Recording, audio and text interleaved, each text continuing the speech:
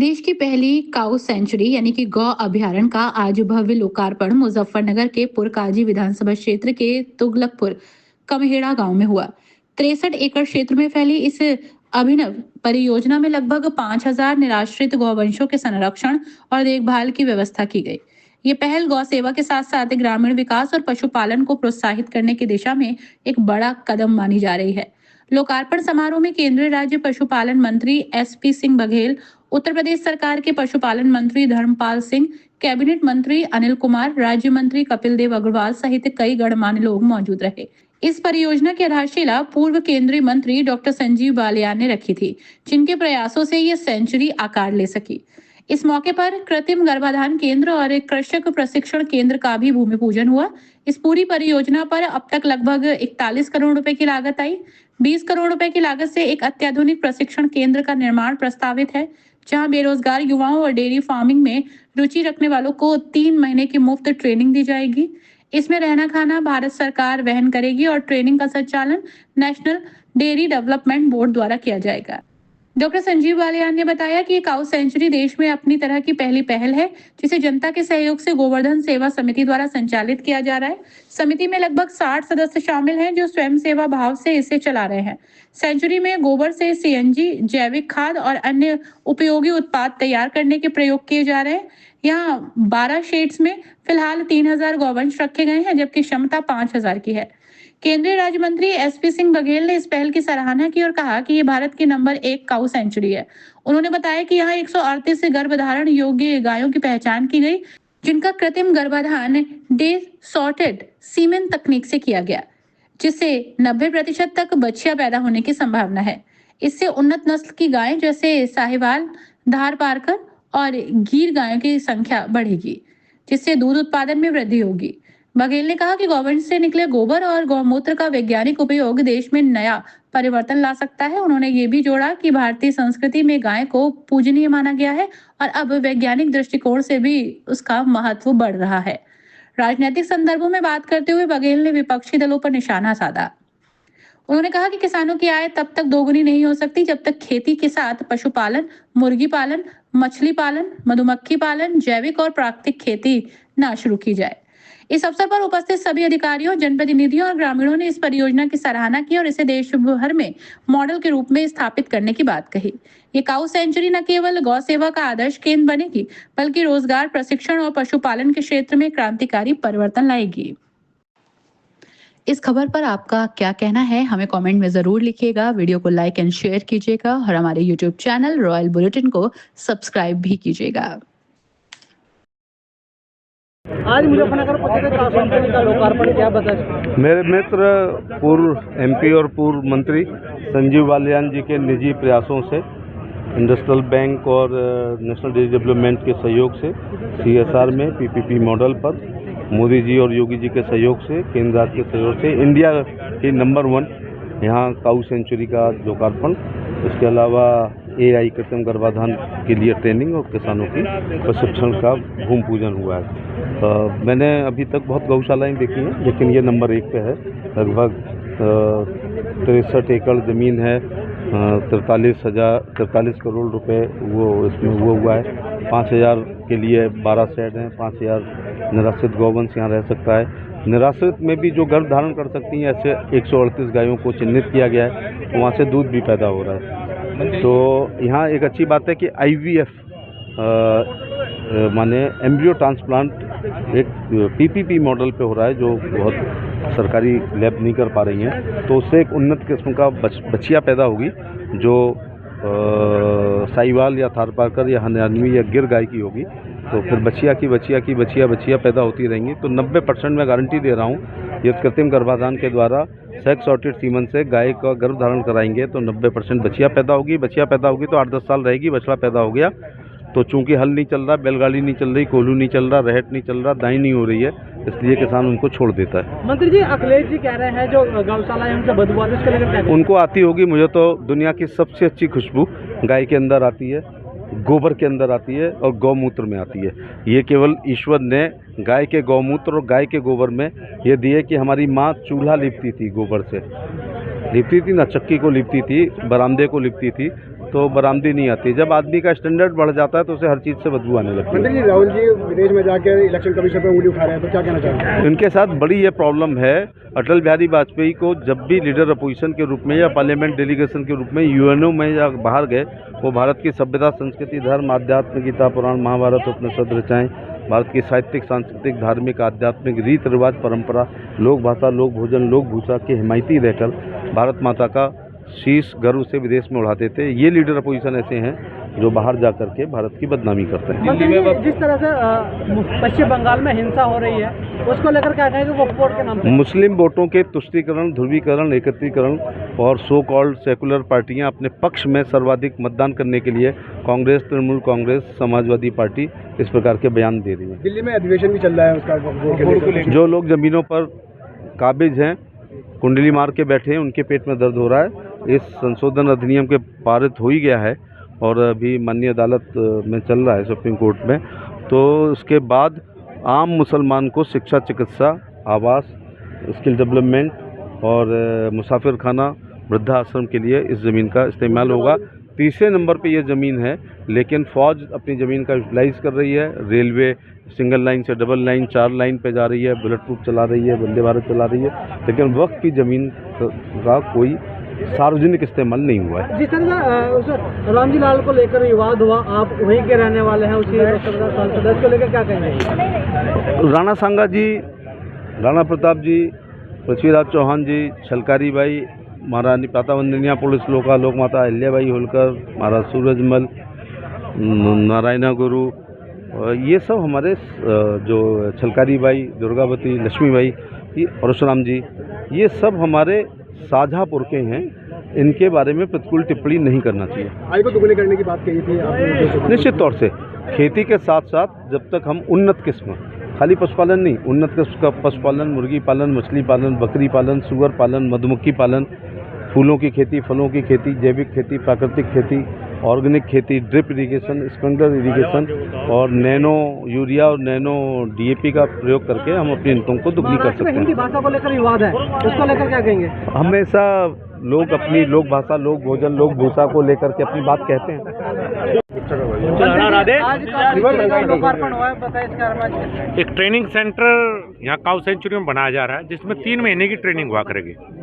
जो बेरोजगार युवा हैं या जो डेयरी फार्मिंग करना चाहते हैं, उनके लिए 3 महीने की ट्रेनिंग होगी। 20 करोड़ की लागत से इसका निर्माण कार्य होगा। 3 महीने की ट्रेनिंग में बिल्कुल फ्री ट्रेनिंग है। रहना खाना भी भारत सरकार के द्वारा वहन किया जाएगा। नेशनल डेयरी डेवलपमेंट बोर्ड ये ट्रेनिंग कराएगा। काऊ सेंचुरी आपने देख ही ली है, ये अलग तरह की है।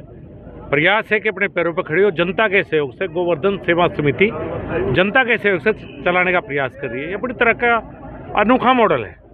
एक बार ये कामयाब हो जाए तो फिर प्रयास रहेगा कि इस तरह से कि दूसरे मॉडल दूसरे शहरों में भी खोले जा सकें। मंत्री जी, इस तरह की काऊ सेंचुरी उत्तर प्रदेश में और भी है, पहले ही उत्तर प्रदेश की? ये अपनी तरह का अलग मॉडल है। इसमें से जो अच्छी बात होंगी वो निकाल के नई जगह बनाया जाएगा। ये हमारा प्रयास है। जैसे सीएनजी बनेगी गोए के गोबर से, ऐसा कभी किसी ने किस जगह नहीं हो रहा।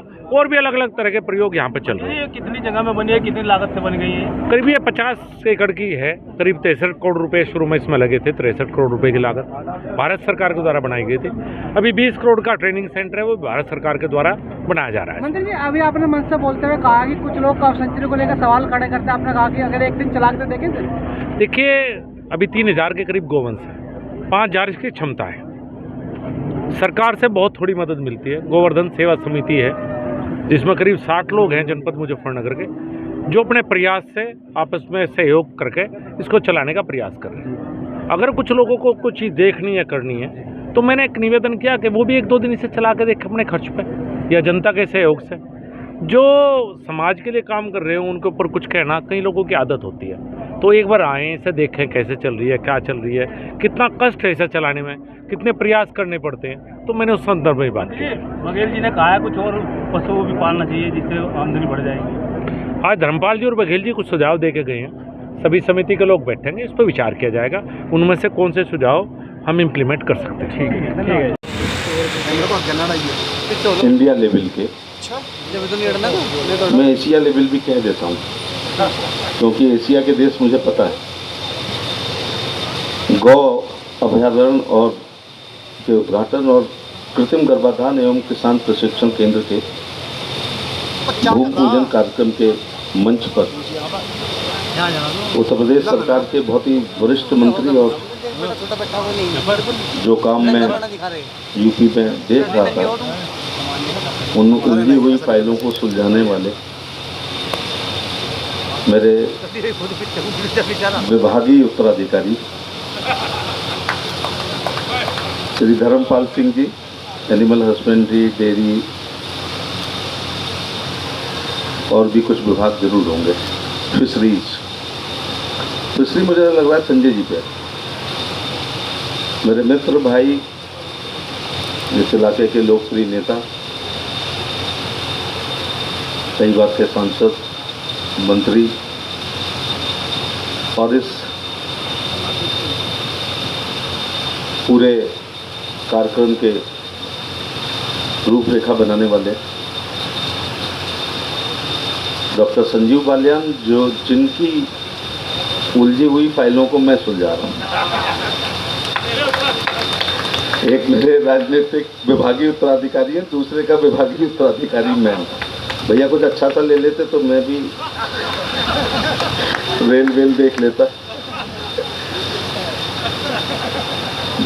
हमारे मित्र और भाई उत्तर प्रदेश सरकार के मंत्री सोमेंद्र तोमर जी, अनिल कुमार जी, जिनके एक दिन में मैंने कुछ हजार वोट बढ़ाए थे, भाई अनिल कुमार सिंह जी, कपिल देव जी, जिला अध्यक्ष भाजपा सुधीर सैनी जी, जिला अध्यक्ष राष्ट्रीय लोकदल संदीप मलिक साहब, विधायक श्रीमती मिथिलेश पाल जी, स्वामी जी, श्री कर्मवीर सिंह जी, डॉक्टर प्रेमनाथ सिंह एमसन बैंक के बधाई देना चाहूँगा कि जो उन्होंने कल्पना की थी उसको 8 महीने में साकार किया, जितने में बच्चा नहीं पैदा होता है उसमें भी 9 महीने लगते हैं। 8 महीने में पूरी तैयार कर दी। मैं कह रहा था चुनाव से पहले जरा ये कार्यक्रम हो जाता तो थोड़ा ठीक रहता, लेकिन राजनीति नहीं हारे हैं, चुनाव हारे हैं। ऐसा कौन है जो चुनाव नहीं हारा? राजनीति नहीं हारनी चाहिए और अपने प्रयास के विकास भी नहीं रुकने चाहिए। बहुत अच्छा काम है। 2 लोग और आपका जो सपना था वो तो पूरा हो गया। 2 लोगों ने आज सपना देख लिया है, एक ने आंवला में और दूसरे ने आगरा में। अब हमें तो सीधे सीधे भेजना है टीम को कि नकल मारे आओ जाके संजीव बालियान की कॉपी पेस्ट कर दो आगरा में और बरेली में, और कुछ हमारे विभाग का रोल है तो भाई करना पड़ेगा। भाई गोवर्धन सेवा समिति आगरा भी अग्रवालों का शहर है, आगरा दानियों का शहर है, आगरा भामाशाहों का शहर है। अपनी सीमित आय में अगर चैरिटी कहीं सबसे ज़्यादा होती है तो आगरा में होती है।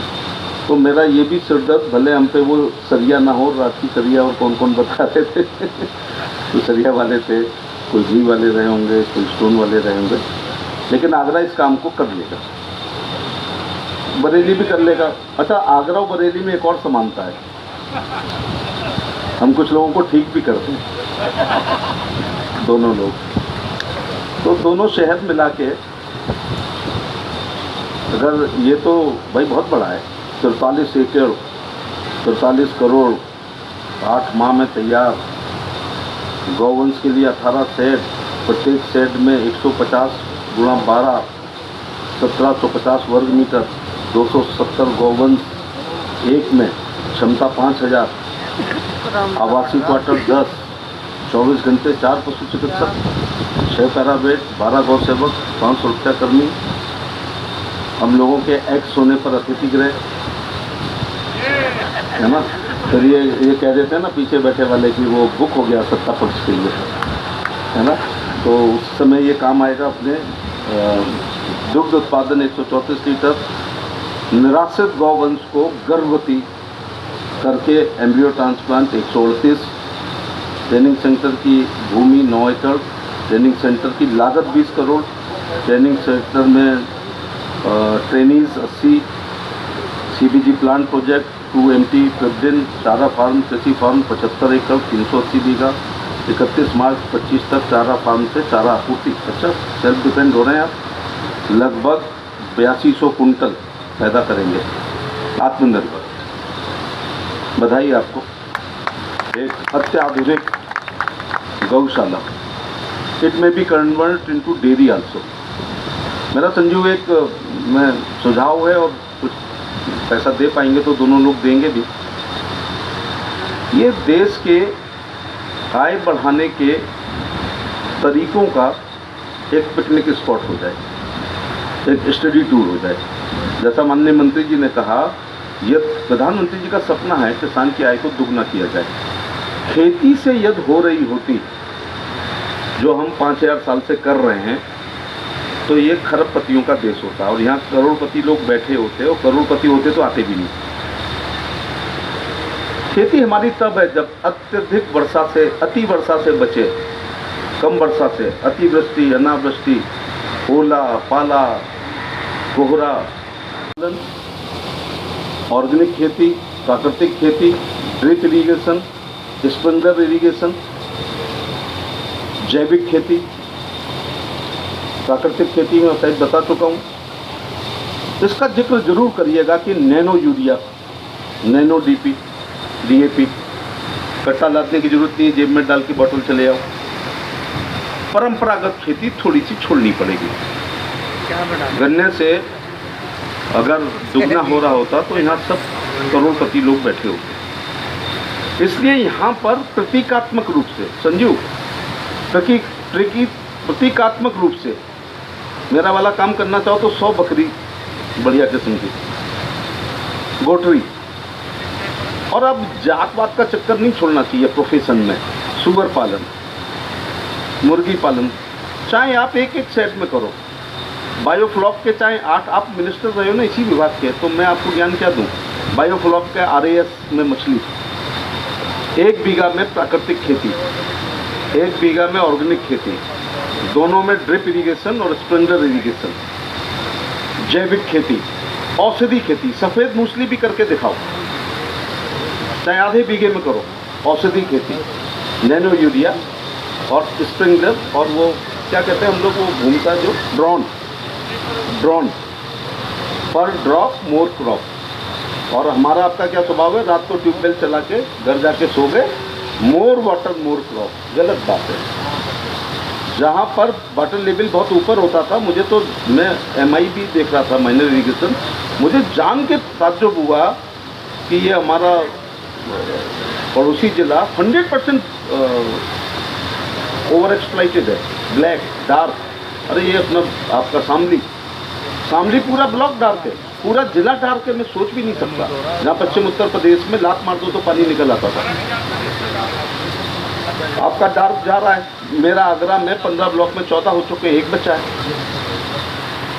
कोई कुआं पानी दे नहीं रहा है, कुआं ऊपर तक बढ़ जाता था, हम बिना रस्सी के खींचते थे, फिर 10 हाथ नीचे गया, 20 गया, 40 गया, 80 गया, कूड़ा घर हो गए। वो पहले कार्यकाल में जो लगाए थे हैंडपम्प, वो एक आपको स्वीकृत करना है, मछली पालन आपको स्वीकृत करना है, बकरी पालन आपको स्वीकृत करना है, ड्रिप इरीगेशन 90% सब्सिडी है, स्प्रिंकलर लगा लेंगे, जैविक खेती आपको करना है। ये मत कह देना हम फलानी जात के, हम ये सब्जी का काम नहीं करते। हाँ, ये और बहुत है। मैंने आज बघेल से कहा कि भाई तू आलू में घाटे में रहता, थोड़ी सब्जी कर ले, तो कहने लगा हम फलानी जात के हैं जो सब्जी कर ले।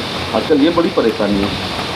तो इसका कारण और निवारण पर बात करूंगा। मंत्री जी ने कहा है, लेकिन बहुत प्रेशर से नहीं कहा आपने। प्रेशर डालना पड़ेगा जनप्रतिनिधियों को। ये समस्या कहाँ से पैदा हुई, याद करो। संयोग से अच्छा है कि हम उम्र लोग बैठे हैं यहाँ।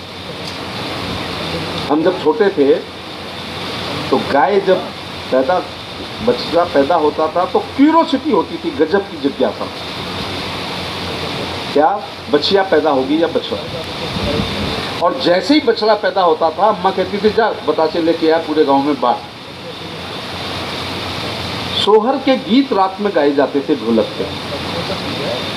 और 2 त्योहारों के बीच में अगर कोई मौत हो जाती थी तो उसे गमी कहते हैं हम लोग आगरा में, वो त्योहार उठ जाता था अगर बछड़ा पैदा हो गया। हम इतने गरीब थे लेकिन नैतिकता बहुत थी। इतने गरीब थे कि, और आपने पहले भैंसा शुरू किया है, हमने बाद में किया है। तुम झोटा वाले हो, भैंसासुर आपने पहले शुरू किया है। हम गरीब थे लेकिन बैल से खेती करते थे। इतने गरीब थे कि हम पे 2 बैल नहीं थे, तो एक बैल हमारा और एक संजीव भाई का। तुम मेरा खेत जुतवा दो, मैं तुम्हारा खेत जुतवा दूँ। फिर और गरीबी आई तो हम भैंसे पे आए। एक भैंसा हमारा और एक भैंसा किसी गांव में दूसरे का, और आपस में रमेती कहते हैं, यहाँ भी कुछ नाम होगा, वो हमने खेती की। फिर ये हुआ एक भैंसा हमारा, सामने वाले ने कहा हम पे भैंसा भी नहीं है, तो उसकी पड़िया जब तक उसने गर्भ नहीं धारण किया उसके भी नफ डाल करके हम लोग घर में चलाते थे। और संयोग था कि जिस साल पड़िया को चला दो भैंसिया को, तो उस साल वो गर्भ धारण करती थी। जो भी हो फैट डिपॉजिट होता था वो अलग ही इंडिया लेवल के, मैं एशिया लेवल भी कह देता हूँ क्योंकि एशिया के देश मुझे पता है। गौ अभयारण्य और के उद्घाटन और कृत्रिम गर्भाधान एवं किसान प्रशिक्षण केंद्र के भूमि पूजन कार्यक्रम के मंच पर उत्तर प्रदेश सरकार के बहुत ही वरिष्ठ मंत्री और जो काम मैं यूपी में देख रहा था, उन उलझी हुई फाइलों को सुलझाने वाले मेरे विभागीय उत्तराधिकारी Shri Dharmpal Singh ji, animal husbandry, dairy और भी कुछ विभाग जरूर होंगे। फिशरी मुझे लग रहा है संजय जी पे। मेरे मित्र भाई, इस इलाके के लोकप्रिय नेता, कई बार के सांसद, मंत्री, और इस पूरे कार्यक्रम के रूपरेखा बनाने वाले डॉक्टर संजीव बालियान, जो जिनकी उलझी हुई फाइलों को मैं सुलझा रहा हूँ। एक मेरे राजनीतिक विभागीय उत्तराधिकारी है, दूसरे का विभागीय उत्तराधिकारी मैं हूँ। भैया कुछ अच्छा सा ले लेते तो मैं भी रेल देख लेता। हमारे मित्र और भाई उत्तर प्रदेश सरकार के मंत्री सोमेंद्र तोमर जी, अनिल कुमार जी, जिनके एक दिन में मैंने कुछ हजार वोट बढ़ाए थे, भाई अनिल कुमार सिंह जी, कपिल देव जी, जिला अध्यक्ष भाजपा सुधीर सैनी जी, जिला अध्यक्ष राष्ट्रीय लोकदल संदीप मलिक साहब, विधायक श्रीमती मिथिलेश पाल जी, स्वामी जी, श्री करमवीर सिंह जी, डॉक्टर प्रेमनाथ सिंह इंसान बैंक के बधाई देना चाहूँगा कि जो उन्होंने कल्पना की थी उसको 8 महीने में साकार किया, जितने में बच्चा नहीं पैदा होता है उसमें भी 9 महीने लगते हैं। 8 महीने में पूरी तैयार कर दी। मैं कह रहा था चुनाव से पहले जरा ये कार्यक्रम हो जाता तो थोड़ा ठीक रहता, लेकिन राजनीति नहीं हारे हैं, चुनाव हारे हैं। ऐसा कौन है जो चुनाव नहीं हारा? राजनीति नहीं हारनी चाहिए और अपने प्रयास के विकास भी नहीं रुकने चाहिए। बहुत अच्छा काम है। 2 लोग और आपका जो सपना था वो तो पूरा हो गया। 2 लोगों ने आज सपना देख लिया है, एक ने आंवला में और दूसरे ने आगरा में। अब हमें तो सीधे सीधे भेजना है टीम को कि नकल मारे आओ जाके संजीव बालियान की कॉपी पेस्ट कर दो आगरा में और बरेली में, और कुछ हमारे विभाग का रोल है तो भाई करना पड़ेगा। भाई गोवर्धन सेवा समिति आगरा भी अग्रवालों का शहर है, आगरा दानियों का शहर है, आगरा भामाशाहों का शहर है। अपनी सीमित आय में अगर चैरिटी कहीं सबसे ज़्यादा होती है तो आगरा में होती है। तो मेरा ये भी सिरदर्द, भले हम पे वो सरिया ना हो, राखी सरिया और कौन कौन बताते थे तो सरिया वाले थे, कोई घी वाले रहे होंगे, कोई स्टोन वाले रहे होंगे, लेकिन आगरा इस काम को कर लेगा, बरेली भी कर लेगा। अच्छा, आगरा और बरेली में एक और समानता है, हम कुछ लोगों को ठीक भी करते हैं, दोनों लोग। तो दोनों शहर मिला के अगर ये तो भाई बहुत बड़ा है, 43 एकड़ 43 करोड़ 8 माह में तैयार, गौवंश के लिए 18 शेड, प्रत्येक शेड में 150 गुणा 12 1750 वर्ग मीटर, 270 गौवंश एक में क्षमता 5000, आवासीय क्वार्टर 10, 24 घंटे 4 पशु चिकित्सक, 6 पैरावेट, 12 गौ सेवक, 500 रुपया कर्मी। हम लोगों के एक्स होने पर अतिथि गृह, है ना। फिर ये कह देते हैं ना पीछे बैठे वाले कि वो बुक हो गया सत्ता पक्ष के लिए, है ना। तो उस समय ये काम आएगा अपने दुग्ध उत्पादन 134 लीटर, निराश्रित गौवंश को गर्भवती करके एम्ब्रियो ट्रांसप्लांट 138, ट्रेनिंग सेंटर की भूमि 9 एकड़, ट्रेनिंग सेंटर की लागत 20 करोड़, ट्रेनिंग सेंटर में trainees 80, CBG plant project 2MT प्रेबडिन, चारा फार्म, कृषि फार्म 75 एकड़ 380 बीघा, 31 मार्च 25 तक चारा फार्म से चारा आपूर्ति। अच्छा, सेल्फ डिपेंड हो रहे हैं आप। लगभग 8200 कुंटल पैदा करेंगे, आत्मनिर्भर। बधाई आपको। एक अत्याधुनिक गौशाला, it may be convert into dairy also. मेरा संजू एक मैं सुझाव है, और कुछ पैसा दे पाएंगे तो दोनों लोग देंगे भी। ये देश के आय बढ़ाने के तरीकों का एक पिकनिक स्पॉट हो जाए, एक स्टडी टूर हो जाए। जैसा माननीय मंत्री जी ने कहा, यह प्रधानमंत्री जी का सपना है किसान की आय को दुगना किया जाए। खेती से यदि हो रही होती जो हम 5000 साल से कर रहे हैं, तो ये खरबपतियों का देश होता, और यहाँ करोड़पति लोग बैठे होते, और करोड़पति होते तो आते भी नहीं। खेती हमारी तब है जब अत्यधिक वर्षा से, अति वर्षा से बचे, कम वर्षा से, अतिवृष्टि, अनावृष्टि, ओला, पाला, कोहरा,